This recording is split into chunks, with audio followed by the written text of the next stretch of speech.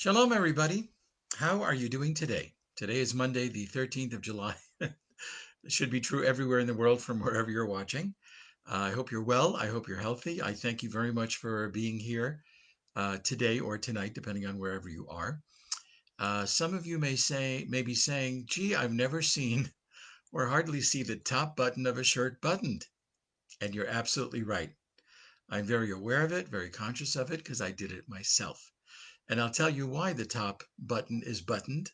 Because today I was doing a Zoom session with some retired senior citizens, um, and the button was open, and one woman said in her either English or South African accent, she said, "Wow, Rabbi, I've never seen so much of your neck before." I wanted to say pretty much the same thing. I've never seen so much of your neck before either. However, so I thought just to be a little bit more private, I would close this button and you just watch. Everybody you're going to see later today or tomorrow is going to be wearing their shirt with the top button buttoned. Okay.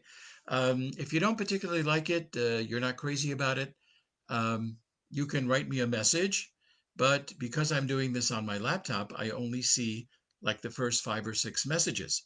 So right now, I see no messages, which is unusual, except for Lynn Grossman. How are you in beautiful Baltimore, Maryland? Thank you for joining us.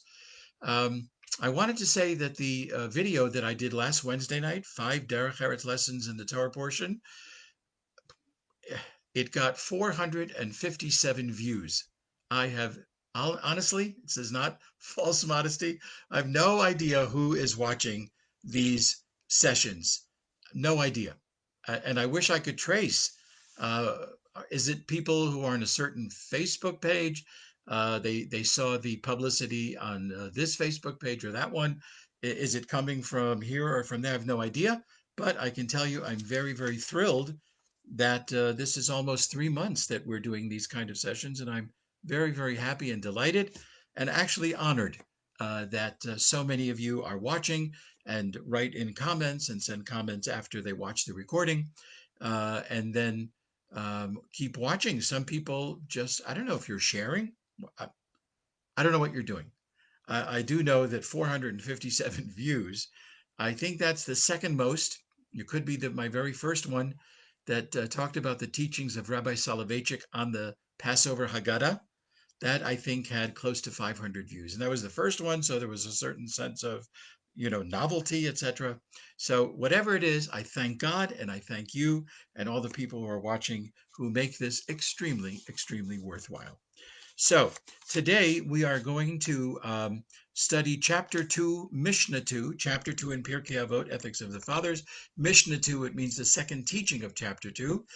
But we want to dedicate this session, this learning session today, in loving memory of two people.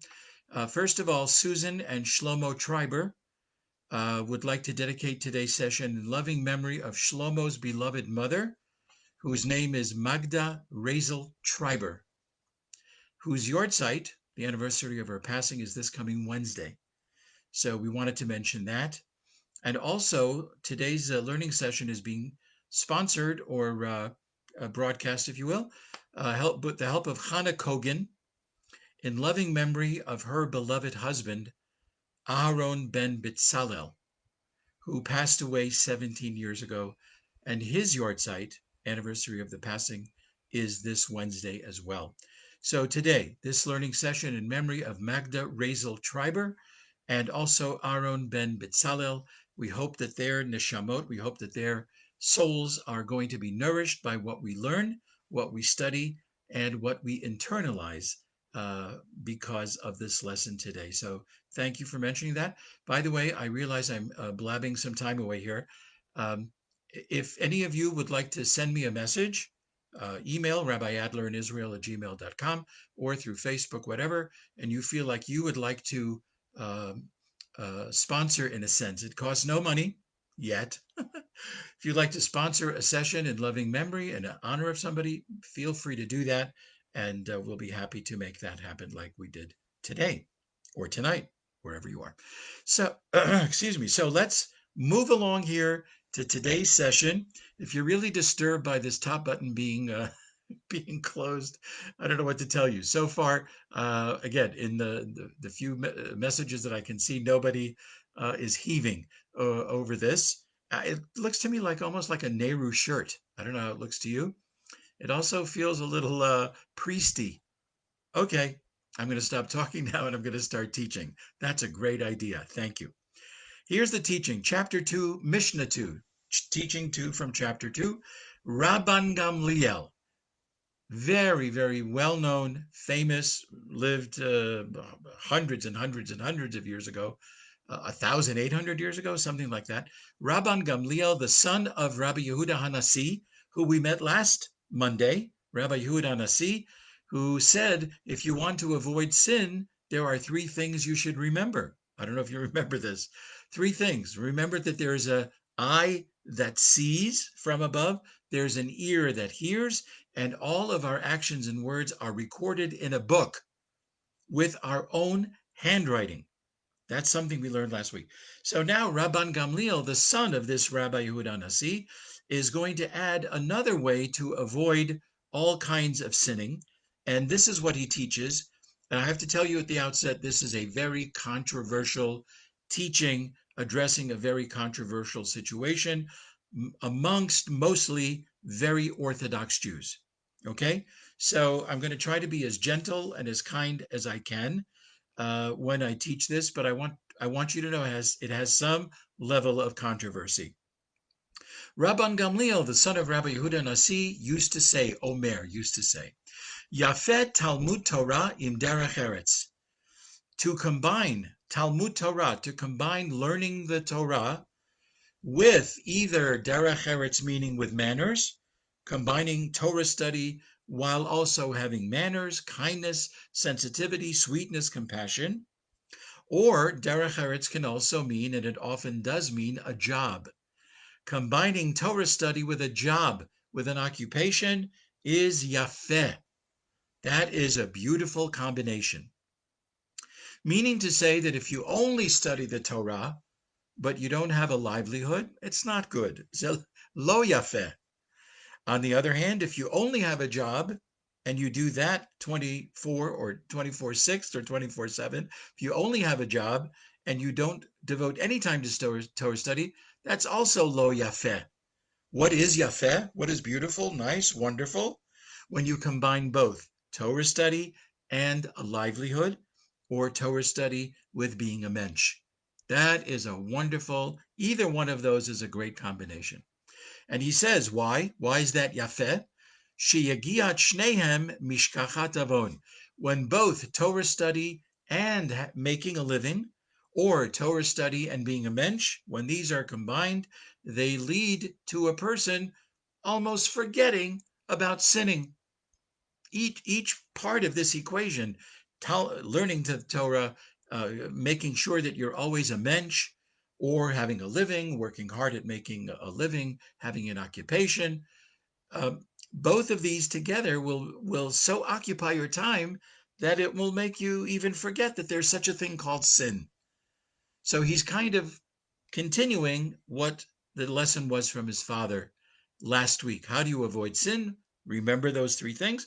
Rabban Gamliel, the son, has another teaching about how do you avoid sin. And now here comes the punchline of this teaching. And of course, we'll go a little bit deeper into what is being taught here. The punchline, Rabban Gamliel says, and this is quite a surprise, V'chol Torah she'ein ima melacha. Anytime somebody devotes their time full time to Torah study, we'll talk about that in a moment. If you devote your time full time to Torah study without having a job, having a living, making a living, putting food on the table, you have no career, you have no skills, all you do is study the Torah, says Rabban Gamliel, a big name, huge. Rabban Gamliel, huge. Every Torah study that does not have a combination with it of a job, a living, and skills, sofa betela vigoreret avon. Not only will you then be open to various ways of sin, But he says that your entire Torah study, if that's all you do without a job, without a livelihood, if all you do is study the Torah, in the end, your Torah study will be erased like chalk or black marker on a board. Imagine that. You could be learning, X amount of hours a day, Torah study. Uh, by the way, how are you making a living? Well, maybe your wife, if you're the man Torah studying, maybe the wife is happy to go out and make a living. Will it be enough for everybody? Hard to know. Maybe if your wife is the full-time Torah studier and the husband goes and makes a living, maybe that's good, but may not be enough. So how do you supplement that? So there are many kollels, which means full-time institutions of full-time Torah study. What happens there? It's mostly men. The men study there, and there are benefactors who will make sure that every month the ones who are studying there will get a stipend. So the stipend, together with the other spouse making a living, and probably the parents helping out as well, and maybe there's some charitable organizations that support full-time Torah study, maybe you can put together and scrape together a living. But Rabban Gamliel is so against people only studying the Torah without having a livelihood, without having a career and skills. He said your Torah in the end will be worth nothing. Now, if I said that, you would say, well, uh, of course you said that because you're probably choked by the fact that your top button is almost, it must be choking you. But I didn't say that. Rabban Gamliel, the huge, the big, the great, the still studied after 1800 years, he said it. And by the way, there are other great authorities who say a very similar thing. So this is a very, very interesting kind of a teaching. And again, it is very, very controversial because within the very traditional, very religious, what does that mean? Thanks for not asking. What they call in the newspapers the ultra Orthodox community, we find many, many, many pockets where of neighborhoods, entire cities, where the men are learning, studying full time, and they don't have a career. They don't have an occupation. They don't have skills that are marketable. And you know what people say about that? They say it's very nice, but it's not sustainable. You can't sustain that in a community. Mainly because all the money that's being given to the person who's studying full-time Torah study, maybe that can be given to other very, very needy families who are out of work. In Israel, a million people are out of work. So it's Rabban Gamliel is very, very important that we combine Torah study with this kind of having a job, having an occupation. In Baltimore, Maryland, where I spent 17 years in a couple of different synagogues, Baltimore, Maryland, there is a very, very world famous yeshiva, a school of higher learning. And in that yeshiva, they encourage their students who are spending hours and hours a day in Torah study to go to a university. Ner Israel Yeshiva has a very strong connection with Johns Hopkins University. Is it Johns or John? I think Johns Hopkins University. And while they're studying the Torah at the Ner Israel Yeshiva, at the very same time, they're taking courses at Johns Hopkins. Today, probably by Zoom, but otherwise they go and travel wherever Johns Hopkins is in Baltimore. So this is a world famous yeshiva, which one could easily consider ultra Orthodox.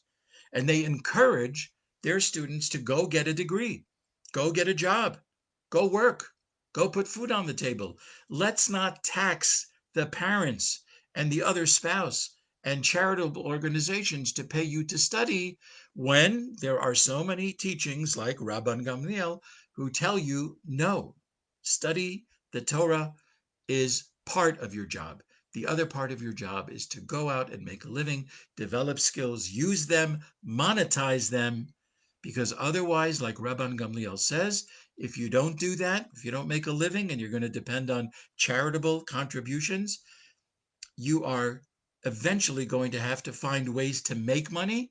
And who knows if you're going to do that in a moral and ethical way.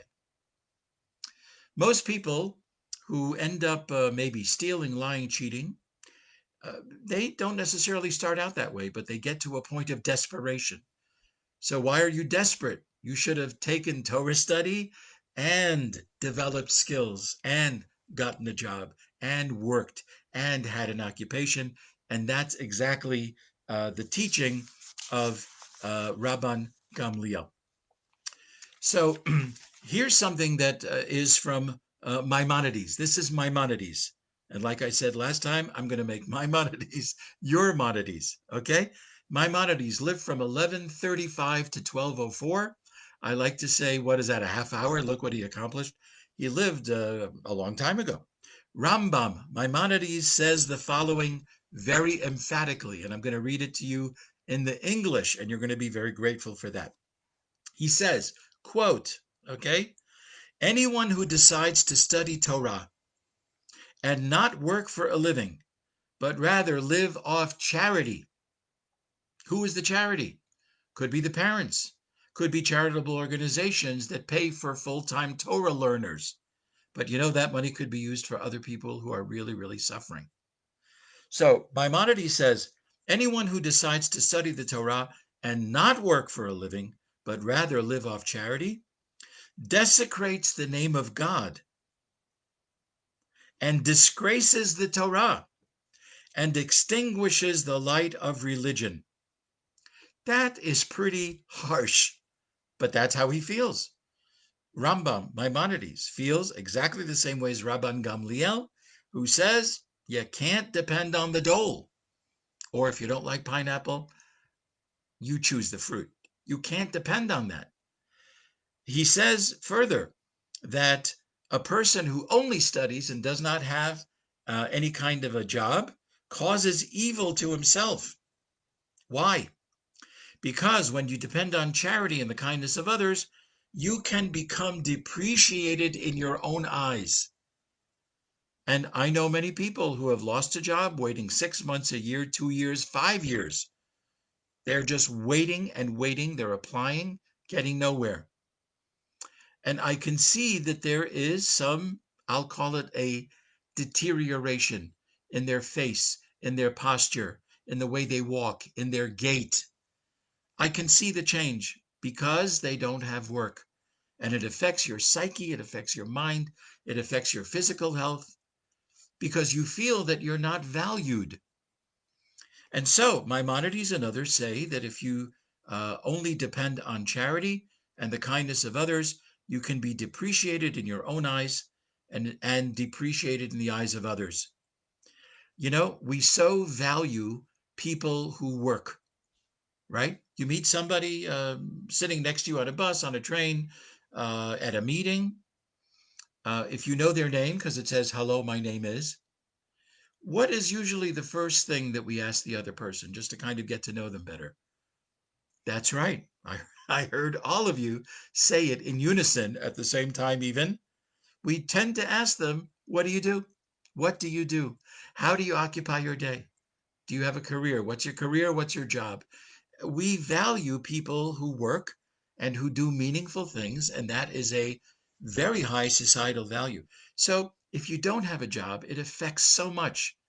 It affects you, it affects your family, it affects others, it affects the way you walk, the way you think, the way you look at yourself, the way other people look at you as well. So there's a great fear amongst our commentaries that a person that does not have a job is going to be in such dire straits that they'll continue their studies in order to make money. So what did you get by full-time Torah study? Now you have to stop it. Mazel tov, congratulations. And not only that, but they were worried that a person who only studies the Torah and has no job career, they will eventually be in such dire straits that they're going to go to all kinds of means that may be not so legal, not so ethical, in order to make a little money. Another commentary says, you know why it's important to not only be studying the Torah and also to have a job, a career, etc.? He says, that when you study only the Torah, and that's your full-time occupation, and there are many people who do that, and bless them, fine, if that works for you. We see that there are several big names who are not exactly for that, and feel that everybody ought to have a job, a livelihood, a way to make a living, skills. There are some who say that the reason full-time Torah study is a little bit dangerous, besides the financial part, is because it can lead a person to arrogance. It can lead a person to feeling that they are above the rest of the people who don't study as much. That's a very interesting perspective. So you would say, hey, somebody who studies Torah study full time, aren't they lovely, kind, sweet? You're saying that they can be arrogant? I thought that full time Torah study would teach you only the finest of values. That would be nice, but it doesn't always work that way, unfortunately. So there is an episode in the Talmud where some rabbi, who I think it's at the end of the tractate Ta'anit, but I don't know for sure. I've studied this many, many times. I don't remember the name of the rabbi. A rabbi spent many, many hours studying with his mentor, and they finished hours of study. He gets on his horse, he comes back to his community, and he sees somebody who, in his estimation, is not that handsome a person. So he could have kept that to himself. Any opinion that you don't express, that's a little bit not nice or insulting. You don't express it, thank God. Nobody knows about it. But he sees somebody who he feels is not so handsome, and he says out loud within the hearing of this person, boy, did God make what an ugly creation this is. He says about the person, what an ugly creation this is. The episode in the Talmud continues about how insulted the person feels, how this rabbi begs him for forgiveness. I'm sorry, it wasn't in the presence of mind. But that would be an example that Torah study can lead to great values. It can lead to menschlichkeit. It really can, and often does. It refines our personality, and it should. If not, then why are we studying it? At the same time, there is a fear by some of our commentaries that full-time Torah study, without being out there with the people, without the kind of socialization that occurs when you're working, you're out on a job, you're in an office, you're in a field, you're building, whatever it is that you're doing, without all that, to only study and not practice what is studied in the laboratory out there that we call life can lead a person to tremendous arrogance. Now, that's in terms of having a living. We said that the word derech eretz can mean Torah study combined with a living, skills, go out there and have a job. But it also means, derech eretz also means that to study the Torah and be a mensch at the same time is yafeh. Yafeh means that is desirable. That is a beautiful, beautiful way to live. So it says in the Torah, right before the Ten Commandments are given, this is in Exodus probably 19, because the Ten Commandments are in Exodus 20.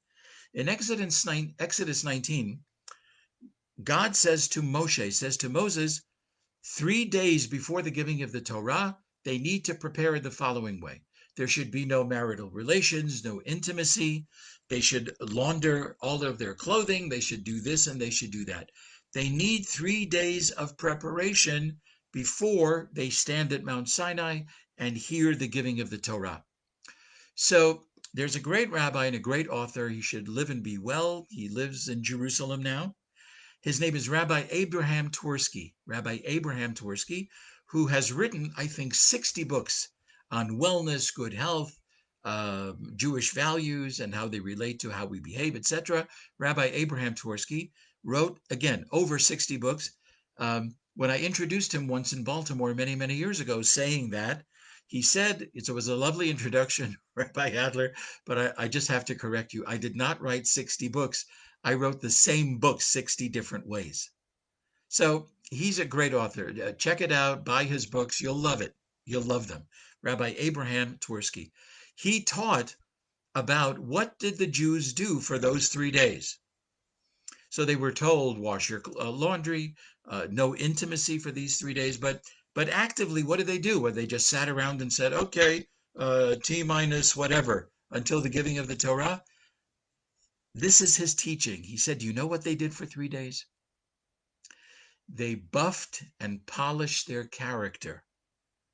They worked on themselves to be a mensch, so that when the Torah is presented and received by them, they are, in a sense, created the proper soil for the Torah to be planted. They will now be the proper soil in which the Torah can be planted. I think that's a spectacularly beautiful teaching. That's what he said. For 3 days, they worked on their midot. They worked on their values, how they spoke, how they treated each other. They worked on their sensitivity. They worked on their kindness with each other. They worked on all of these beautiful values so that by the time they get the Torah, they have created the soil within themselves within which the Torah can be planted and grown and flourish. I think that's a highly, highly beautiful thing. So let me summarize, or I say we have about 3 minutes. Let me say this about that. Let me say this. In my opinion, which you may say, I used to like your opinion, but now with this top button, I don't know about your opinion. But in my opinion, the biggest turnoff for the average Jew to be more observant or more religious, the biggest turnoff is when they see religious people who study the Torah who don't behave religiously. That's my opinion. I think that when people hear of other people who they expect more of because they're religious and they study the Torah, and they see that there are some people who are religious in that sense, and they read about all kinds of moral lapses of these same religious people, what they call today moral turpitude. They hear about sexual improprieties done by religious people, or stealing, embezzlement, lying, cheating, abusing, all these kinds of things. I think these repel people. They repel people from either Judaism as a whole, or they repel people from embracing more of Judaism. Because they say to themselves, if people who are studying the Torah, if people present themselves this religious and this observant, cannot be counted upon to behave in the highest and most moral, ethical ways, what in the world is this religion offering people? I don't know if you're catching my point. And I don't want to be too harsh because there are just some people who are stuck in positions that really tests their fragility. It tests their fragility. And it's very, very sad when that happens. I often feel bad for religious people who get caught at something. And I say to myself, they are so fragile. They are so fragile. Look what happened to them. I'm not happy about it. Very sad about it. When I read about it, hear about it, very, very sad. So I think this idea of Torah study combined with being a mensch, in my opinion, is a huge, huge value. Because to be a Torah studier without being a mensch is repelling Jewish people from embracing more of Judaism left and right. That's my personal opinion. I just want to close by telling you that there are famous Jewish sages who, while they were great sages, great studiers, great encyclopedic knowledge of the Torah and the Talmud and of all the different codes in the Tanakh, the entire Bible, they also had jobs. So I want to close with this very brief list. Rashi, the great commentator on the Torah and the Talmud, almost nobody greater than Rashi. He was a vintner, That is not the season between fall and spring. He was a vintner. He worked the wine fields, pressing, making wine. There are some bottles of wine called Rashi wine because he was a vintner. He was working with wines. Rambam, I've mentioned him several times today and otherwise. Rambam, Maimonides, was a physician. So he did a lot of work as a physician. He studied a lot, studied a long time alongside while he was studying and practicing medicine and preparing and studying how to do medicine. The great Hillel was a wood chopper. So if you asked Hillel how much wood could a wood chop if a wood chop could chop wood, he could tell you exactly, because that's what he did. The companion to Hillel, Shammai, was a builder. I don't know, construction. He was a builder. That's a pretty full-time job. You got to know a lot to do that. A great sage named Rabbi Yochanan ben Zakkai was a businessman for over 40 years. Abba Shaul, another great sage, was a grave digger. That's pretty deep. Rav Chisda, another great sage, was a beer brewer. A beer brewer. Pretty heady thing, I would say. So you see that there are many, many, the list can go yay long. Many, many of our great sages, great rabbis, great scholars, men and women, who, because of these teachings, were able to and felt compelled to combine their great Torah study with making sure they had skills in order to have a job, in order to put food on the table, in order to make a living, so that they will not need to depend on community charities. They will not need to depend on getting their money some other way, which might be not moral and not ethical. Dear friends, I think this is an extremely important teaching. Um, well, what more can I say? I can say this, God willing, Wednesday night, 1:30 in American time, Eastern time, daylight savings, 8:30 p.m. on Wednesday, Israel time. We will continue with 5 Derech Eretz lessons. Derech Eretz, very important. 5 Derech Eretz lessons from the Torah portions that we're going to be reading this coming Shabbat. So thank you again for joining us today. Really, really appreciate it. Couldn't do this without you.